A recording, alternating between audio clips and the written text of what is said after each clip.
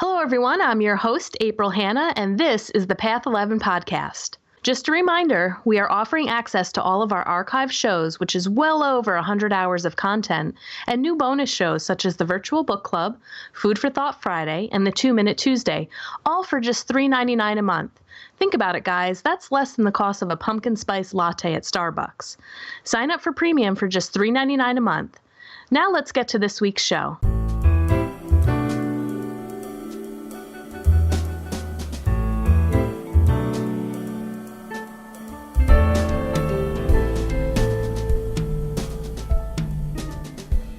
So today I am joined with Anysia Marcell Kiel, and we are going to be talking about her latest book, Discovering the Healer Within.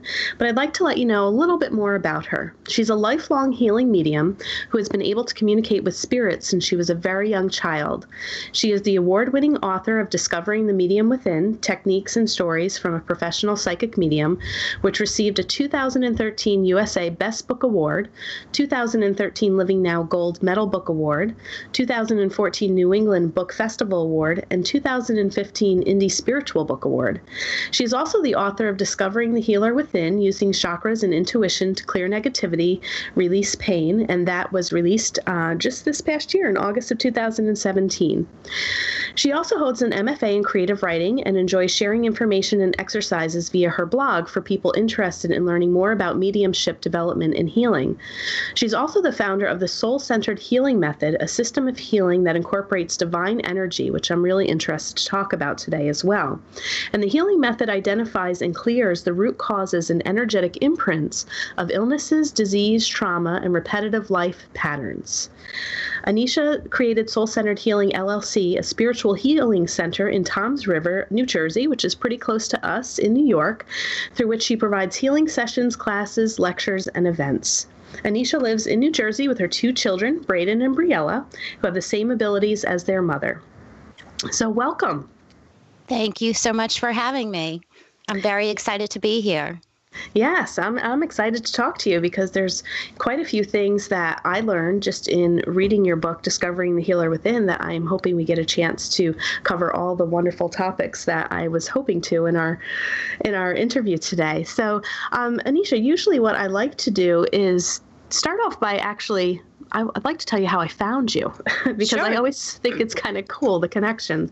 Every now and then I tend to go on Instagram and I try to find guests for the show, just people who are kind of out there living life, doing great things. And I honestly can't really remember how I found you or found your picture, but I remember seeing it. You were doing a book signing and I think it was your smile and just how happy you looked and how proud you looked. I was like, I want to support this woman. Whatever she's doing, she's got great energy. I just felt such a warm presence from your pictures, and then going on your Instagram page and looking at the stuff, and your book looked really intriguing. I said, I think this would be a wonderful person for our podcast. So I had my assistant producer reach out to you, and that's how you're here today. That's so exciting. And I have to tell you that, first of all, I'm familiar with your podcast because I have seen it before, but also on your Instagram, I had followed you guys probably about 2 months ago because they came up in my feed. The Path 11 Productions came up in my feed. And there was something with, it was actually a little comic, but it was a bunch of aliens. And they were kind of commenting about the Earth plane and saying it was a ghetto. And I sent it to every one of my friends that does healing work. So I was like, you have to follow them. They're hysterical and they totally get it. So I think it was meant to be. I think the universe brought us together. Absolutely. So can you tell our listeners just a little bit about your spiritual path and how all of this came to be? Sure. I did not grow up in a very supportive environment for my abilities. It was very challenging, but I believe that was part of my soul agreement. I grew up in a very stringent Catholic family, which was very challenging, being a young child able to see spirits and feel things and perceive things that no one in my family could perceive. So it was challenging growing up. I kind of opened up when I had my son Braden because he could see and feel and hear everything that I could see and feel and hear. And I think he was a real beautiful gift from the universe to help me remember who I was and why I was here. And my daughter is the same way. She's actually a lot more advanced than us. She has a very deep spiritual connection to Buddha, and she knows things that are beyond us. She's a very old soul. So I believe both of my children have helped me embrace my spiritual connection in a very different way. I was always spiritual growing up as a child, and I'm grateful for my Catholic upbringing because it kind of kept me in the spiritual area that I needed to be. But I believe my children helped me open up in a very different way, in a deeper way. Yeah, and in your book, I mean, one of the things that I love, I know I read many books because I interview a lot of people. One of the coolest things I think about yours was I felt like I was sitting across from you just at our kitchen table, and you were just spewing out all of these different stories of your life. I just felt like I could sit there and listen to you for days. So your writing is great. It's just so friendly. It's so easy. And you just really feel like you're sitting down with a friend, and they're like, oh gosh, so listen to this. And this is what happened. And then this is what happened. And, so just hearing about the stories of Braden and how it kind of also ties into your path, and then your brother and what had happened to him, I'm hoping that we can talk a little bit about that because, you also, in your book, you're sharing these intimate stories about things that have happened very personally to you, especially to people that you love, maybe starting off with helping Braden to clear his illness with the kidneys and the situation that happened there. But I always find, being a healer myself, it can be such a challenge to I guess the challenge is, how do we separate our love for those closest to us and help them to heal and deliver Reiki to them and energy healing when they're going through some of their difficult times, and also managing our own fear and panic during those times. And so go ahead. It's actually a really paramount point for anybody that does healing work. One of the greatest lessons, I think, for all of us that engage in the healing realm of energy work, we are not the healers. It's always the person that we're working with that is healing themselves. And it's about how much of the energy they allow into their own life to heal themselves. So we are the conduits, we are the facilitators. And I think when we work on those closest to us, the ones that we love, we really learn that lesson. We learn that we're not in control. It's up to them whether or not they choose to heal and whether or not they choose to clear and align. We are just there to assist and be a source of love for them.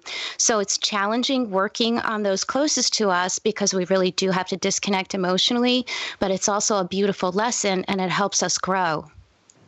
Absolutely. And can you share with our audience a little bit of the story about Braden and kind of what happened when he was young, and how that facilitation of healing happened? Sure. So when I was pregnant with Briella, Braden manifested a very serious kidney disease pretty much out of nowhere called IgA nephropathy. And basically what was happening was every time he was exposed to a strep infection, he would essentially his kidneys would bleed, and he would have blood in his urine.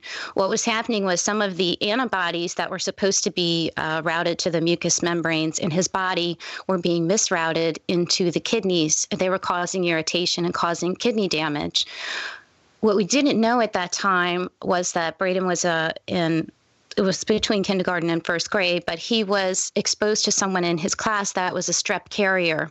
So the child was always carrying an active form of strep in their body, but they weren't manifesting any of the symptoms. And consequently, every time Braden would get off the antibiotics, he would become reinfected with strep, and this condition was ongoing. I think he had about 7 strep infections that year. So we opted to have his tonsils removed as sort of a precautionary method to help him stop manifesting the condition. But he also had to get a kidney biopsy, which was really severe. They do pierce the kidney to see if the antibodies are there so they can diagnose it. And it was pretty traumatic. And at that time, I was really struggling, like you mentioned earlier, working on your loved ones. I was struggling because here I am, a mother that does healing work, and I can't make this child better. And it was really a challenge for me. So I just decided one day to put him on the table, the Reiki table, and start doing some energy work on him. And I could hear all these things that were stored in him that I was unaware of. So Braden was really struggling because he was 5, almost 6, and he had been an only child up until then. And now he had to share the situation with a baby sister. And I thought I did a great job integrating that, but I really didn't. Because he was feeling a little left out. It was creating a lot of fear in him. And one of the things that came up, I could hear his thought forms. And one of the things that was stored in the mental layer of his aura was, I guess I could go live with Papa and Nana because Mommy and Daddy don't want me anymore. So that crushed me hearing that stored. And when I called his attention to it, he admitted that that was something that he thought of often. So I had to kind of work through that with him and explain to him that he had to choose to be here with us and that our family was now growing. And it was very important and we wanted him to be here, but it was his choice to be a part of this family and that he was here for a very important reason and we needed him to be here. I also attuned him to energy work at that time and he started working on himself. So at that time, Braden was very young and he started working on himself regularly. And now Braden is 15 and he's a very good healing facilitator. He works on me all the time. He was actually working on me yesterday in my office. So Braden did clear the condition. It's gone. We have not had any remanifestations since the age of 6. And it's considered in remission. So I do believe that Braden had to have that experience early on so he could learn to engage his abilities very early in life, because I do think that's a big part of who he is. Now, do you, looking back at this, do you think that what was going on within the body was a direct result of kind of feeling the insecurities of this, new sister coming in and, doubting if his family really wants him? Or do you feel that it was just part of his healing path, like you had said, that this was something that he needed to go through in order to initiate his abilities? Or was it connected to something on the emotional level of a new child coming into the family? It was twofold. There's always a physical manifestation because that's how the soul brings things to our attention. So he did have the fear-based connection. Kidneys are fear-based, fear-based issues, and it was manifesting in the emotional layer of the aura as well. So it was direct correlation between the kidneys and the emotional layer of the aura. That's what was happening physically and emotionally, but on a soul level, that experience was happening no matter what, because Braden had to have that experience to engage his abilities early on. So what I'm saying is, yes, we do have physical manifestations of illness in our lives, but there's always something else. There's always some other reason why it's happening. And that's what we need to get to clear it and resolve it. Now, I'd also like to hear a little bit about how you came up with the soul-centered healing method. Can you talk a little bit about that and how you created this? And I'm sure it was through so much of your own experiences and teachings and working with clients, and you probably formulated what worked really just well in your experiences to create, it sounds like, healing at such a very deep level to release patterns for people. Right. It is a very intense method of healing. It was something that was given to me by my guides, and it's constantly evolving based on what's happening with the people that I work with. So initially, it was very we were working in the chakras and the layers of the aura, releasing and clearing things. Everybody can clear and heal themselves to some degree. They will clear with their frequency or vibration will allow. When they hit a blocking point or a place where they get stuck, that's when they'll go to someone that's vibrating at a different frequency or a higher frequency to shift them past that issue. So everybody can heal themselves, which is what's in the book. When they get to issues where they're getting stuck, that's when they'll come to me or go to another facilitator that's within the frequency that they need. But basically, the process is constantly evolving. Initially, it was, as I mentioned, the chakras and the layers of the auras. Then we moved into something very different, which included aligning people with the birth blueprint. The birth blueprint is why you're here. Basically your soul purpose and the work you're supposed to do. So when people have cleared most of their karma, they start aligning with the birth blueprint. Everyone is here to serve others in some way. Despite how many self-absorbed people we see on the earth plane, we are all here to serve others and not really serve ourselves. That's how we are evolving. So we align with the birth blueprint.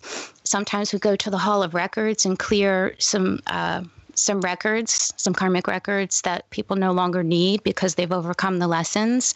So it really depends. Each session depends on what the client needs, but it is very intense and the frequency is very intense. Sometimes when people are done with the session, they're vibrating a little bit. There is a clearing process that's from 7 to 10 days after the session where people will clear things out physically. They'll clear it physically from the chakras because that's where they're storing energy in their bodies. They may clear emotionally or mentally. And when they're done clearing, they feel much lighter and they're vibrating at a higher frequency. The goal ultimately is to clear things out of our energetic field that's holding us back so we can evolve at a higher rate. And you said something interesting in that, and I'd like you to further a little more comment on it, where you said, once you clear your karma, you become more in line with your purpose. Can you talk more about that? Sure. We all have karmic things that we're clearing from previous experiences in this life, soul agreements, etc., and they're ongoing. So we will remove all expired contracts from this life and in other dimensions, and we will also align, heal, and integrate all soul fragments in this life and in other dimensions, and then we align with the birth blueprint. Everybody has a birth blueprint, which is why they incarnated on the earth at this time.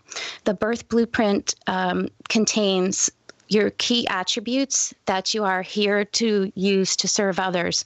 So, for example, a person may have service to others through compassion and healing, service to others through whatever it may be. And then they align with the soul path. Sometimes they're already doing some of that work. Maybe they're a therapist or they're a teacher or they're a mother, and the soul path is service to others through nurturing and mothering. And sometimes they're getting ready to make that shift when they come to me. So they're done with their business career and they really want to align in a different way. And they're already taking these steps. And then after the session, they really explode into that arena. So it's kind of waking people up to the soul path.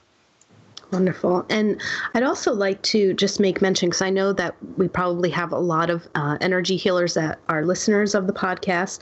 And I know at some point, many people learn how to, quote unquote, cut cords within the chakra system. And one of the things that I really love to see in your work is you specifically talk about pulling it out from the root. And I remember one of my teachers saying that there are so many people doing cord cuttings in the wrong way and still leaving cords connected because they are not pulling them out from the root.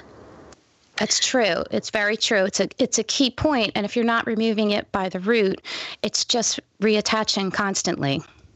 Now, for people who have never heard about cords and, being connected to other people through these energetic cords within the chakra system, can you explain a little bit about that and that process that you do with a person and why it's important to pull it from the root? Sure. And there's something else I'm going to mention is the anchor point as well, which is a deeper level of a cord. So we form energetic cords with people and places constantly. We're interacting with people all the time. Sometimes they're people that we have emotional connections to, friends, work colleagues, people that are in our families that need our time and energy. When we are forming these cords with people, there's something of them, a part of their energy that's connecting to our energetic field. Over time, certain people are connected to us all the time, and we don't even realize that they're pulling from our energetic field because there's a cord attached to us. When we remove cords daily, we are removing everyone that's attached. The only real connection we want to have really is our divine golden cord from the crown chakra to the divine realm. And if you're a mom or, a spouse, maybe you want that ongoing connection to the people in your immediate family that you support. But aside from that, you really don't want these cords attached to your energy because they're basically siphoning and pulling energy from your field all the time. An anchor point is something that's a little bit deeper. That is literally like an anchor in the emotional layer of your aura that is pulling from you all the time. So we have these energetic cords that are attached to our energetic field all the time to other people. The anchor point is something that we allow because of an emotional attachment to a person. We may feel bad for that person. Maybe it's a friend of ours that's struggling with an illness, so we're talking to them all the time. Now there's an anchor point, and it's pulling from your emotional layer all the time. Most times, the anchor point is there for a long time before you even recognize it. But instead of it just pulling basically a thread or a fiber of energy, it's like a fire hose of energy being siphoned all the time. So it's really important when you are lighting up your energetic field and cutting all cords and pulling everything out by the root to also remove all anchor points. And once you do that, you will immediately feel much stronger because you're pulling so much energy back into your field. It's vital. Yeah, and I never really, thought about it that way with the anchor points. I mean, I've was very familiar with some of the other cords, so this was a new thing that I had learned, and I thank you for that. And I love that you gave an exercise in your book, walking the reader through how to go ahead and do that. And the funny thing was, and you kind of said it in the exercise, that you will be amazed once you kind of tap into the anchor points to see who's attached. Right. Yeah.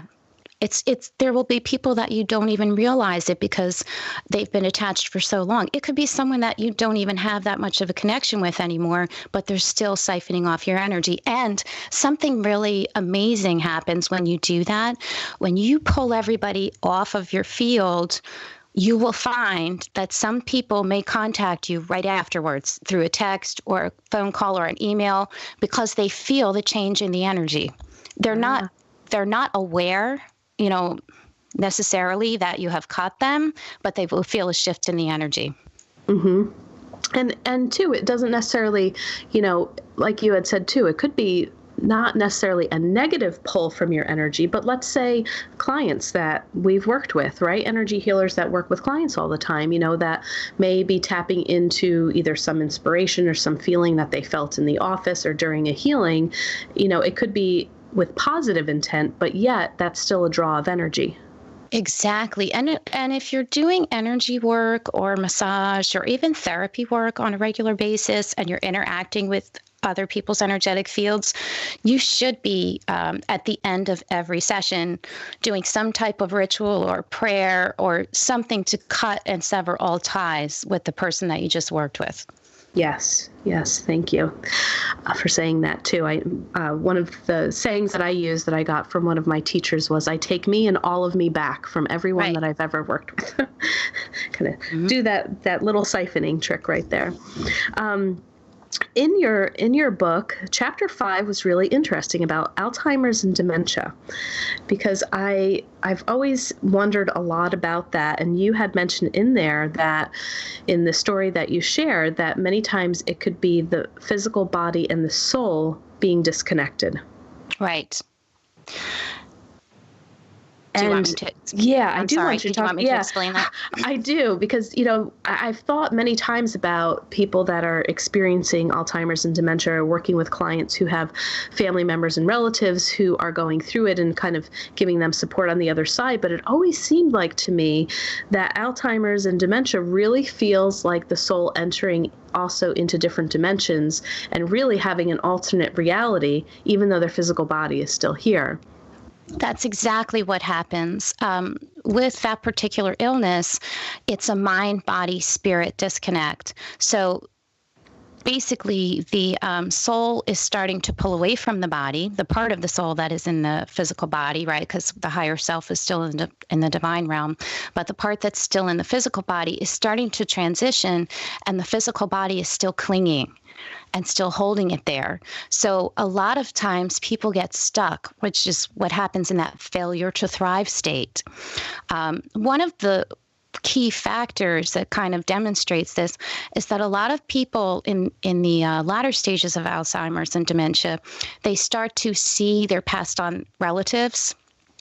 And they'll say that they see them in the house, or they'll see them in their hospital room, and they'll be talking to them. They really are seeing them. Their energy is shifting to another level, but they're not able to completely disconnect from the physical body yet. So sometimes they need help, which is also why a lot of the hospice services are providing Reiki and alternative therapies to help people transition. I know a lot of energy workers that just work in that arena to help people transition, because they can get stuck. Right. Yeah. And that story that you shared when you were working, you were volunteering for hospice, right? Right. Yeah, and had worked on a woman, and then she had passed away. You learned when you came back to visit, like a half an hour after you had performed some work on her. The energy work. I didn't know it until the following week, but I did right after I left the facility. After working with her, I kept smelling her shampoo, and it was like I didn't make the connection that it was my clairalience or my clairscent. I just thought it was like on my clothes or something. I didn't know how I had picked up the scent. And then a week later, when I went back, they told me that she had died like 30 minutes after I gave her the session. So, and what do you think the session provided for her in order for her to be able to transition? I think it just gave her the peace to let her know that it was okay to go. Sometimes people hold on for a lot of reasons. And I'm speaking from experience with some of my friends that are doing transitional work. Sometimes people are afraid that God really isn't there, and they're afraid to let go. It's a huge issue. People can be very faithful when they're on the earth plane, but then at that last moment, they're just really hoping that there's something supporting them when they do leave their physical body. And sometimes they just need someone there to say, yes, it's okay. You're going to see everybody. You're going to be okay. There is a life after this. It's going to be okay. I think some people just need that comfort at the end. Yeah, I would agree too. Do you still do that work, or was that just a period of time in your journey and the work that you had done? That's not something that I'm called to do regularly. It is something that I believe was part of my learning lessons early on, but I do have a lot of friends that do that work, specifically for hospice. Okay. And then I know that our listeners love animals. And you have a very sweet, yet a little sad story in your book about how animals can heal us with the dog. It was Simon, I believe, right? Right. Simon, that was Kyle's dog, yes. Kyle's dog. Kyle's your brother. Yeah. And really interesting how, that dog, and I'd like you to share with our listeners a little bit about the story about your brother and how that dog really took in some of the illness of what was going on with your brother.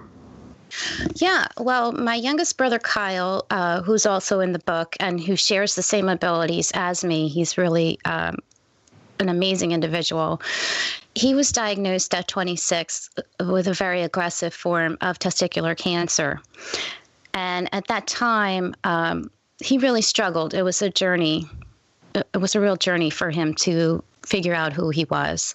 So we did work together through the journey. He went through a very intense form of chemotherapy. He was up at Memorial Sloan Kettering in New York City, and he did very well. And he is today 7 years cancer-free, but it was not without its scars. I mean, he has a tremendous scar up his whole body. He had 80-something lymph nodes removed, and it was really challenging.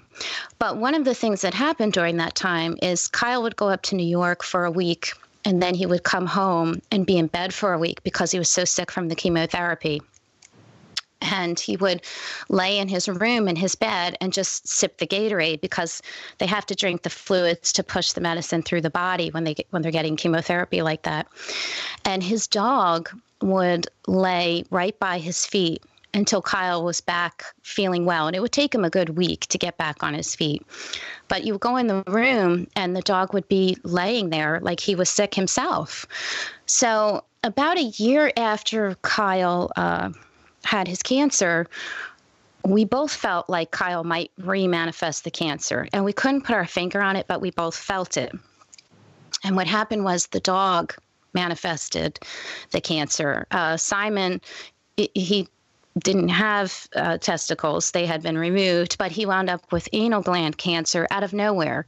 And he was completely healthy, but it was the same type of cancer. It was growing the same way. It went from, the anal gland all the way up through the digestive tract, just like Kyle's had grown, and in his lungs. And we learned, Kyle and I, in working with the dog, that the dog had taken that on for Kyle so Kyle could stay longer. Kyle had a lot of work to do, and the dog was helping him. And in that particular situation, and also with the work that I do with the shelter animals, Braden and I have both learned that animals transmute energy for us. Our pets, when they manifest things seemingly out of nowhere, a lot of times they're taking on illnesses, stress, things of that nature, so that we can stay and be more healthy and live a healthy life. So animals are forms of unconditional love. We know that, particularly our cats and dogs that live with us, but they also are here to transmute energy for us. They're really beautiful little things, and they just deserve a lot of love because that's all they are, pure love.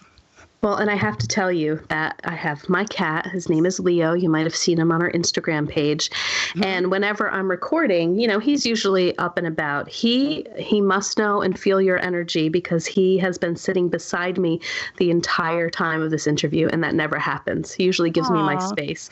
But he's been coming over. He's been wanting pets, and he's just like sitting as close as he can to me right now. And, I know in reading your book too that, you have a connection with animals and that you've done work with animals. And I just think it's so cool right now because I truly believe he can sense just the energy that's going on just in the interview here in the house. So, yeah, because we are connected, the two of us right now, because of the conversation that's happening, our energies are blending. He's sensing that. Yes. I'd also like to talk a little bit about, in your chapter 9, the story of Melissa, the hairdresser, and some of the battle of addiction that she was going through, that you were working with her on to assist, because that kind of circles back to what we said about in the beginning, that, as energy workers, we are just the facilitators, but ultimately it is up to the individual, their own free will, to really facilitate, I would say, the full healing for themselves. And that was a very good example as well in trying to work with her in the addiction and the darker energy that was attached with her through her addiction. So I was wondering if you'd like to share a little bit about that story. Sure. Melissa is a really good friend of mine, and she's basically like a little sister. And she was struggling with a prescription pill problem. And as I mentioned in the chapter, I was watching her over time fade into something dark. She was just becoming a shadow of herself, really. And I let it go for a while, and then I finally had to say something because I was afraid that something bad was going to happen to her. I really was afraid she was going to die. And I talked to her one time and I said, I think you need to talk to your father about what's going on. And she said, don't judge me. That was the first thing she said. And I said, I'm not judging you. I'm saying this because I love you and I want you to be healthy and well. And, she listened to me. We were actually going to a funeral for a friend of ours. We were driving together, and I felt that it was an opportune time to have the discussion with her. So we talked about it, and then I didn't hear from her for a while. And my brother Kyle told me that she was down in Florida at a rehab because she did talk to her father, and her father sent her away to get healthy and well. So a while went by, and I didn't hear from Melissa. But when she came back, we got together. And she said, I feel good, but I feel like something's always biting at my heels. I feel like someone's always taunting me to try drugs again. And I'm struggling with it. And I feel like I need to clear my energy. So one of the things that happens with addiction is this, and I don't think people recognize the energy aspect of addiction. People are always trying drugs and getting involved in drugs for a variety of reasons. So there's two things we need to look at when we're healing drug addictive issues. Number one, what is the root cause? Why is the person going to the drug substance instead of dealing with the issues? Is it emotional? Is there something physical going on? Are they self-medicating? Number two, the energy of the addiction. Those are two key things that we need to look at. When I say the energy of addiction, I mean, who are they associating with energetically? Are they other people that are involved in drugs? Where are they frequenting? Is it places where the frequency is low? There are things called spirit attachments that are involved in energy addictions. When I say spirit attachments, I mean people that are earthbound, spirits that are stuck to the earth plane. Perhaps they died in addictive states and their energy is still attracted to the energy of the drug. So they will attach to a person that does drugs and pull them down further. This is a real thing. I know people don't want to talk about energy addictions and spirit attachments, but they're real things that we need to be aware of. In order for you to attract a spirit attachment, part of your frequency has to be vibrating at that rate to allow that energy to attach. So if you are doing drugs and you're in a very low place, you can definitely get a spirit attachment that will affect your energy. Melissa was afraid of something like that. So she came to the office and she did not have a spirit attachment, but she did have a lot of sort of darkness in her aura that she was clearing out. So we cleared everything and she did quite well afterwards. I mean, she now is a mom with 2 kids, and she has a beautiful family, a wonderful husband, and she's doing great. But I also talked about in that chapter how I had a cousin with a very serious heroin problem, and I decided one day to send her energy and clear her energy because I thought that was the right thing to do. Well, I got a very big lesson because I had a dark energetic attachment in my room that night when I tried to clear her energy. Because what I learned is that you cannot clear something for someone that they are choosing for themselves. Again, a lesson about working with those close to us or people we're attached to. They have to choose to let go of those energetic attachments on their own. So that energy was cleared, with the help of my guides. But I learned, you can't fix things for people. These are their lessons. These are their soul agreements. They have to work through them. You can assist them, but they need to choose it for themselves. And I would like to say about that particular chapter, I think it's one of the most helpful chapters in the book. When I did the fall book tour, we were traveling around in the county. I did a 14-branch tour for the library here, and we have a very big issue in Ocean County with heroin addiction. It's an absolute huge epidemic. And Melissa spoke at a few of the library events talking about what the experience was like for her. And I really think it helped a lot of people understand that addiction is a problem. And it's not just relegated to a lower class environment. It's everywhere. And we really need to help the people that are having this experience. We need to reach out. We need to help them address the root cause. We need to help educate their families so that they can understand it's not just sending them away to a facility and getting them clean. It's a deeper issue than that. You have to teach them about the energy of it. You have to teach them to address the root cause. Otherwise, you're not really setting them up for success. You're setting them up for failure. And the other thing Melissa mentioned is that when people go away to facilities, they have to be ready. They can't just go away for other people because they're not going to succeed. They have to be ready and choose it for themselves. So I have found that chapter has had the greatest impact, at least in this area of New Jersey. Yeah, I would agree with you. I think it really is one of the best chapters in the book. I think that I would like you to write a whole book just about that, and to really talk about it because, yeah, it may look like on the outside, okay, it's this person and they're just addicted to this substance. But many times people aren't looking at the energetic component of it and understanding that, yes, there truly can be earthbound spirits and that, it's not just a matter of that person, but there can be that energy attachment as well. I once had a nurse who worked at an addiction center, who was very intuitive and very psychic, say that, that facility in itself, there was a lot releasing in that hospital, from certain people. So even the hospital in itself, it would almost be like needing a clearing after leaving the walls of that hospital because of the different energies that were releasing from people during the process. Sure, I can imagine. Yeah. Yeah. Well, thank you so much for being a guest on the Path 11 podcast. This was a great book. I really enjoyed it. I know that you're an author of other books as well. Let me just see. It's the Medium, Discovering the Medium Within is one of your other books as well. But could you tell our listeners where they can reach you, because you also hold events yourself and workshops, and let them know your website and where they can contact you? Sure. My website is www.anysia, A-N-Y-S as in Sam, I-A, Kiel, K-I-E-L, one word, .com. And I actually do have some events coming up in the spring. I'm teaching a workshop for the book. We're going to have a full day of self-healing workshop. That's going to be on April 22nd in Toms River, New Jersey at the Clarion Hotel. And I'm also going to be teaching at the Open Center in New York City for the listeners that are up in New York. That event hasn't been posted yet because we don't have the date yet, but it's also going to be a similar self-healing workshop. It's going to be a full day workshop on a Saturday.